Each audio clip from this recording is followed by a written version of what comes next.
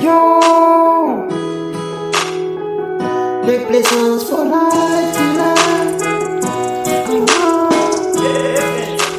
Me cozinha.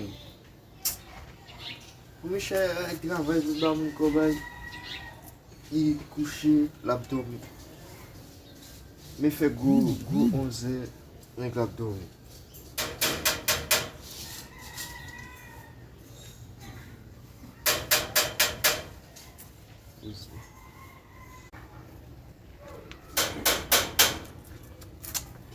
Faut te mécher.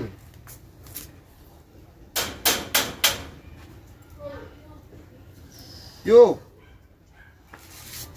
Oh, ma kompren. Ki moun sa gem bate yon kap vin voy vot la la? Ba kon yon dwe moun nan wèm nan? E ba se met kay la? Koman sa yi pe fam? Yo, banan bagay nan men sa. Koman ba nan bagay la men? Sa va pase misye la men? Dim nou ba mdou? Koman dwe ya men? Bon pa dou, e mabwa nan moun baga pon. Bakon makay la rive, bakon yon. Ki le makay sa rive? Jodi a la. Jodi a konbien? Jodi a denye jou nan mwa. Jodi a konbien, ba denye jou nan mwa jodi a konbien? Jodi a 28. Jodi a 28, sak gan kot. Chak ki le makay la rive? Chak 30-31. Chak 30-31. E ki so pe di la yo di 28 la la? Men si mwa bagay 30-31, yi do a vou chèche. Koman mwa bagay 30-31, de mwa bagay 30-31, pa dwo tan mwa bagay 30-31 pou vin touche. Vwa karon. E pi, e fa sou devan kay la la. Avon pe wak bote dwo sa la. D'akon bagay blè.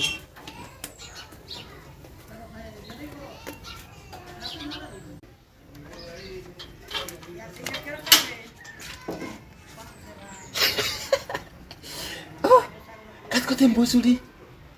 Mwa at fevriye pa pote 32. A don ta dro sa mda ve ou makay 28. E pi makay chak 30-31. E don ta dro sa. Fo le. Yon tan pa dro pou la. Koman sa yi vlad? Vose. Yon ap pou bagay la. Ba mwen flek. Flek? Ki pou le ke sa vot? Mwen ba mwen merenge ou se? Ba mwen merenge. Yon tan la mwen flek. Yo fwe. Ou yo ven? A ou van 20 gout. 20 gout. Kere kwa? Kon bas mwen che, kon bas. Bezo bas. Kon bas.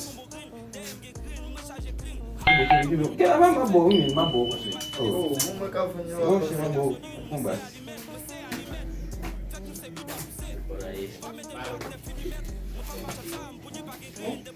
Ou di 20 gout de awe? 20 gout yo van ven.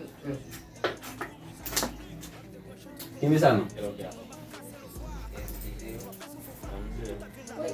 Kime sa? Mwen bay la. Di gout mwen che? Si gout. 20 gout yo van lo sa. E ba 20 gout di ven?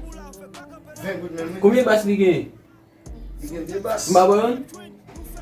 E met matye nan kobla tou mwen che? Baba.